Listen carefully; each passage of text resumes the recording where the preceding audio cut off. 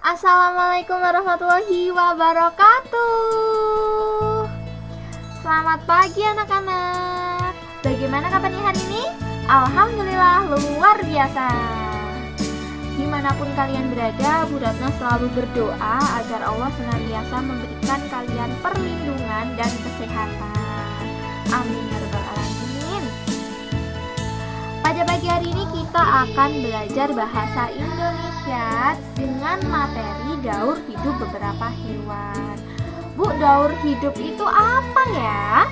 Daur hidup adalah proses organisme atau suatu makhluk hidup sejak lahir atau memulai hidupnya sampai dewasa dan melakukan reproduksi. Jadi makhluk hidupnya sudah lahir, kemudian menjadi dewasa, kemudian melakukan reproduksi. Itu namanya daur hidup. Bu, reproduksi apa? Nah, yang belum tahu bisa melihat video-video Bu Ratna sebelumnya, karena Bu Ratna pernah menjelaskan reproduksi itu apa. Materi ini kalian bisa juga mendapatkan di buku pena yang diterbitkan oleh penerbit Erlangga, buku 3A, tema 1, subtema 3, halaman 64, 66, 69, dan 72. Oke, kita lanjut ke penjelasan. Pembelajaran 4, KD 3.4 dan 4.4 menceritakan daur hidup hewan menggunakan kosakata yang tepat. Jadi nanti kita bercerita daur hidup beberapa hewan itu bagaimana saja. Langkahnya yang pertama adalah mengamati daur hidup hewan dengan seksama. Jadi nanti ada gambar, ada bagan, ada skema, kita amati terlebih dahulu. Kemudian pahami setiap tahapan yang dilalui. Kemudian ceritakan tahapan-tahapan tersebut dengan urut. Jangan lupa gunakan kosakata yang sesuai dengan EYD, ejakan yang telah disempurnakan. Langsung saja ke materi yang pertama. Daur hidup katak. Coba diamati dulu. Itu ada gambar apa saja itu? Diamati dulu. Itu ada gambar telur. Kemudian itu apa ya? Itu adalah berudu. Itu yang ada kaki apa itu? Berudu berkaki. Terus ada gambar katak muda atau katak berekor. Kemudian ada katak dewasa. Nah, daur hidup katak ini dimulai dari telur. Kemudian setelah beberapa hari berubah menjadi berudu. Berudunya berubah menjadi berudu berkaki. Kakinya mulai ada, kaki depan itu mulai ada, namanya berudu berkaki. Setelah berudu berkaki menjadi katak muda, kaki belakangnya ada, kemudian ada ekornya. Nama lain dari katak muda adalah katak berekor. Nah, setelah beberapa minggu selanjutnya menjadi katak dewasa. Sudah paham ya? Oke, kita lanjut ke slide-nya. Daur hidup kupu-kupu. Nah, siapa yang suka kupu-kupu? Siapa yang masih ingat? Lagunya kupu-kupu siapa masih ingat? Ingat semua? Bagus sekali.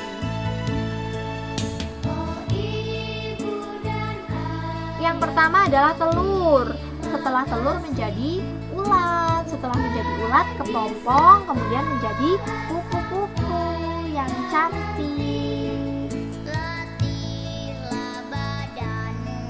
Jadi segala sesuatu yang hidup itu mempunyai proses untuk menjadi dewasa. Seperti kalian juga ada prosesnya. Tidak lahir menjadi langsung kelas 3.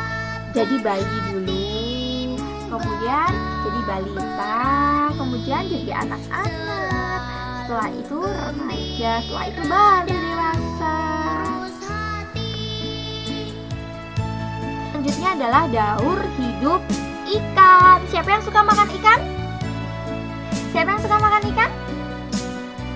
Sama Bu Ratna juga suka makan ikan. Kata Menteri Perikanan zaman dulu, namanya Bu Susi, orang yang suka makan ikan akan menjadi anak yang cerdas. Kalau kamu pengen cerdas, salah satunya harus makan ikan. Bu, aku nggak suka. Harus suka ya. Diusahakan untuk mau makan ikan. Gemari, gemari, gemar makan ikan. Gemari, gemari, gemar makan ikan. Nah, ikan itu dimulai hidupnya dari apa? Telur dulu. Makanya kalau ikan itu bertelurnya banyak sekali, bisa dari 2000 sampai 5000 telur. Kenapa? Karena nanti kan ada yang terbawa arus, ada yang dimakan sama ikan yang lain. Jadi kalau semisal banyak yang mati, nanti yang hidup juga banyak. Kalau melahirkannya cuma 1 atau 2 terbawa arus, mati, nggak ada yang hidup dong ikannya. Kemudian setelah dari telur menjadi ikan muda. Ikannya masih kecil, jadi namanya ikan muda. Nah, setelah jadi ikan muda menjadi ikan dewasa. Kalau sudah dewasa dipancing terus dimakan.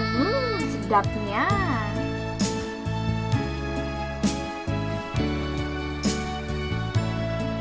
Daur selanjutnya adalah siklus lalat. Lalat.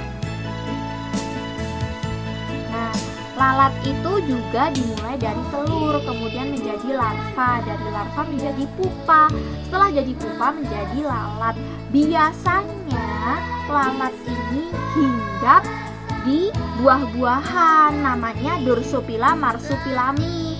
Nama apa itu, Bu? Bagus banget. Nah, Drosophila marsupilami adalah nama latin dari lalat. Bu, nama latin itu apa? Nama latin itu nama ilmiah, sayang-sayangku. Bu, itu apa sih? Aku kok nggak ngerti. Iya, nanti kalau kamu sudah masuk ke SMA, kemudian di SMA kok ngambil jurusan IPA, kalian nanti akan belajar tentang nama-nama latin atau nama-nama ilmiah dari berbagai jenis hewan dan tumbuhan.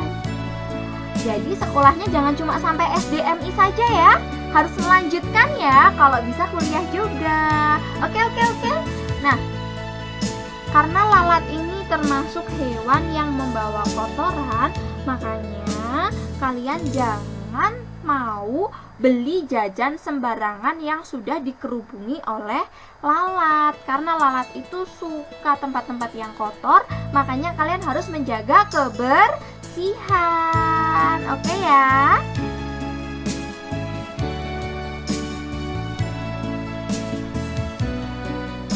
Siklus yang selanjutnya adalah daur hidup nyamuk Aedes aegypti. Aedes aegypti adalah nyamuk yang menyebabkan demam berdarah. Nyamuk yang menyebabkan demam berdarah. Dimulai dari telur, kemudian menjadi jentik-jentik, kemudian menjadi pupa atau kepompong. Nah, setelah menjadi pupa atau kepompong, kemudian menjadi nyamuk dewasa.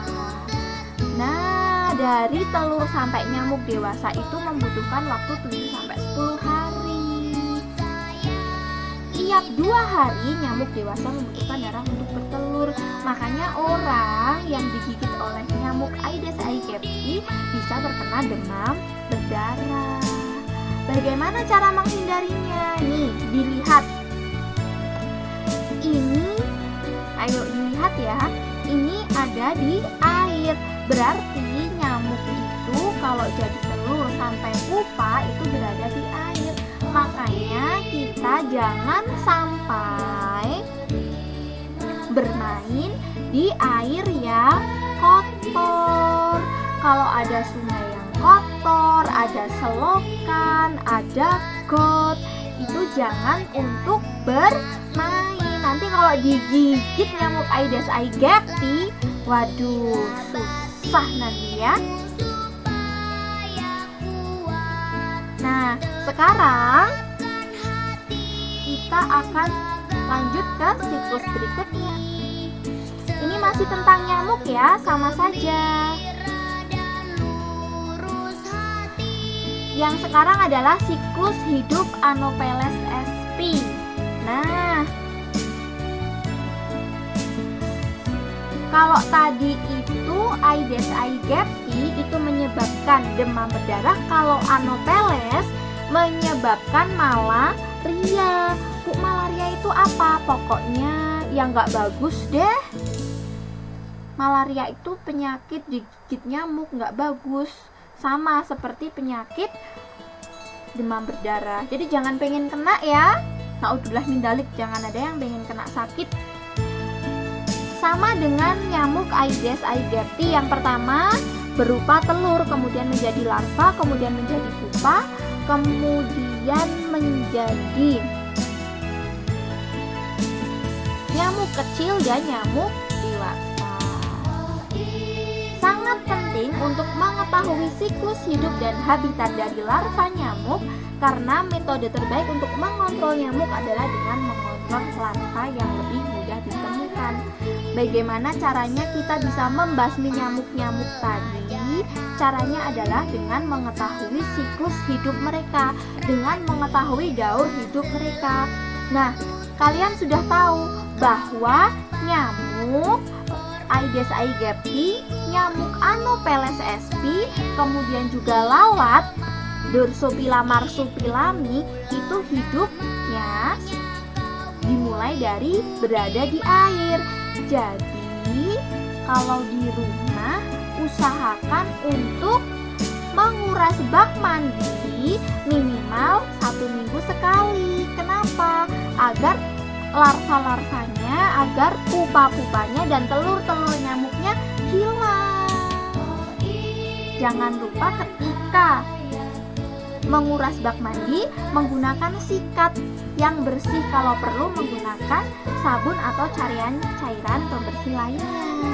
Oke ya, agar hidup kita sehat, bebas penyakit. Dan jangan lupa, jangan sampai ada botol-botol bekas atau tempat-tempat yang bisa diisi air ketika hujan. Tentu saja buanglah sampah pada tempatnya. Sudah paham ya? Terima kasih sudah mau menonton videonya Bu Ratna. Apabila dari awal sampai akhir ada tutur kata yang kurang berkenan atau penjelasan dari Bu Ratna belum maksimal dan kalian belum paham, Bu Ratna mohon maaf yang setulus-tulusnya. Bagi yang sudah mensupport channelnya Bu Ratna ucapkan terima kasih yang sebanyak-banyaknya. Semoga channelnya Bu Ratna bermanfaat. Akhiru qouli hadza, wassalamualaikum warahmatullahi wabarakatuh. Dadah semuanya.